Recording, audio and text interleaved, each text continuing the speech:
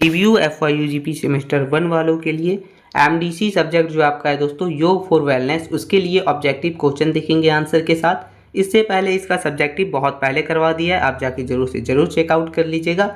चलिए देखते हैं एक एक करके जितने भी इंपॉर्टेंट क्वेश्चन है आपके लिए ऑब्जेक्टिव वो देखेंगे। तो देखिए पहला जो क्वेश्चन है दोस्तों वो है कि मानव अस्तित्व के पंचकोश मॉडल में सबसे बाहरी कोश कौन सा होता है। यानी जो पंचकोश मॉडल है मानव अस्तित्व का, उसमें जो बाहरी कोश होता है वो कौन सा होता है, तो ये होता है हमारा अन्नमय कोश। ठीक है, ये होता है अन्नमय कोश। फिर दूसरा क्वेश्चन हो गया कि सकारात्मक ऊर्जा के लिए किस प्रकार के आहार को सर्वोत्तम माना जाता है। यानी अगर आपको जो है पॉजिटिव एनर्जी चाहिए तो उसके लिए कौन सा आहार जो है वो सर्वोत्तम माना जाता है, तो ये सात्विक आहार। ठीक है, तो ये हमारा क्वेश्चन दूसरा का आंसर है, सात्विक आहार।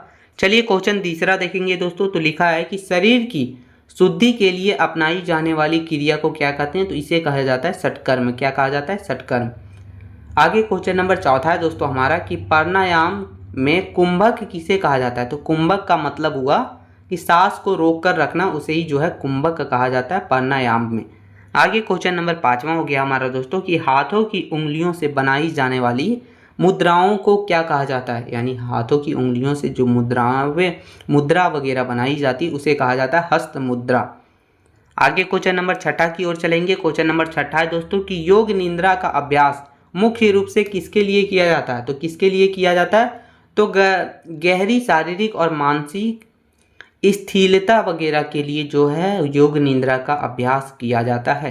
आगे क्वेश्चन नंबर सातवां हमारा है कि देखिए योग के किस मार्ग में भक्ति और समर्पण पर मुख्य रूप से बल दिया गया है। तो हमारा जो भक्ति योग है उसी में जो है भक्ति और समर्पण पर बल दिया गया है। तो ये हमारा क्वेश्चन नंबर सातवां था। चलिए आगे क्वेश्चन नंबर आठवां देखेंगे मित्रों। तो क्वेश्चन नंबर आठवां है कि मानव शरीर में प्राण के प्रवाह के मुख्य तंत्र को क्या कहा जाता है। तो प्राण के प्रवाह के मुख्य तंत्र जो हो गया उसे हम लोग कहते हैं प्राणिक तंत्र। क्या कहते हैं, प्राणिक तंत्र। चलिए आगे क्वेश्चन नंबर 9 देखेंगे कि तनाव और चिंता को कम करने के लिए कौन सी क्रिया सबसे ज़्यादा प्रभावी मानी जाती है।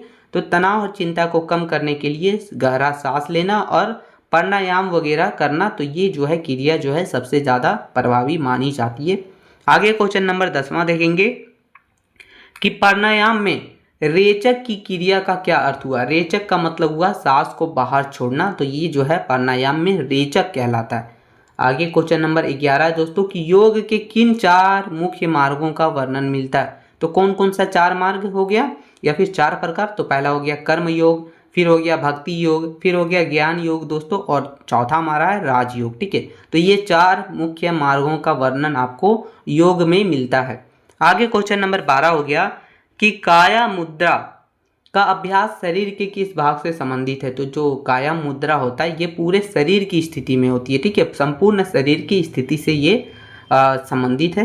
आगे क्वेश्चन नंबर 13 की ओर देखेंगे। तो क्वेश्चन नंबर 13 हमारा बोल रहा है कि यौगिक शरीर क्रिया विज्ञान के अनुसार प्राण के मुख्य रूप से कितने प्रकार बताए गए हैं। तो देखिए ये जो हमारा यौगिक शरीर क्रिया विज्ञान के अनुसार देखा जाए तो प्राण को टोटल 5 प्रकार बताए गए हैं। इसमें है प्राण हो गया, अपान हो गया, समान हो गया, उदान हो गया और व्यान हो गया। तो ये 5 रूप बताए गए हैं, 5 प्रकार बताए गए हैं। आगे क्वेश्चन नंबर 14 हो गया जलांधर बंध शरीर के किस हिस्से में लगाया जाता है। तो जलांधर बंध जो हो गया ये शरीर के गले में लगाया जाता है, यानी कंठ में। ठीक है, कंठ के हिस्से में लगाया जाता है। आगे देखेंगे क्वेश्चन नंबर 15 है दोस्तों कि महर्षि पतंजलि के अनुसार अस्तय किसका हिस्सा है। तो अस्तय जो है वो यम का हिस्सा है। ठीक है, यम इसका अर्थ होता है कि चोरी नहीं करना, अस्तय का अर्थ होता है। ठीक है, आगे क्वेश्चन नंबर 16 हो गया हमारा कि मनोमय कोश मुख्य रूप से किससे निर्मित होता है। यानी जो हमारा मनोमय कोश है, जो पंच कोश का सिद्धांत में जो मनोमय कोश है वो कहाँ से निर्मित होता है। तो विचारों से, भावनाओं से और मानसिक प्रक्रियाओं वगैरह से जो है मनोमय कोश जो है वो निर्मित होता है।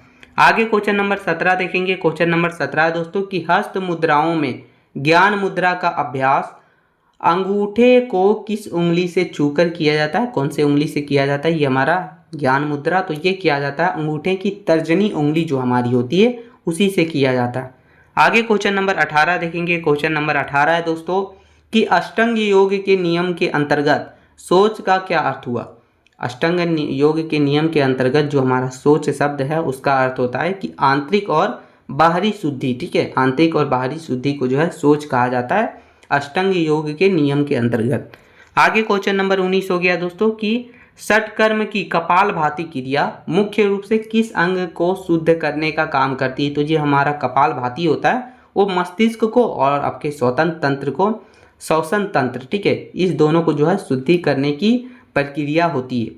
हमारा अगला क्वेश्चन है दोस्तों क्वेश्चन नंबर 20वां कि अष्टांग योग का अंतिम और सर्वोच्च चरण कौन सा होता है। तो ये होता है समाधि।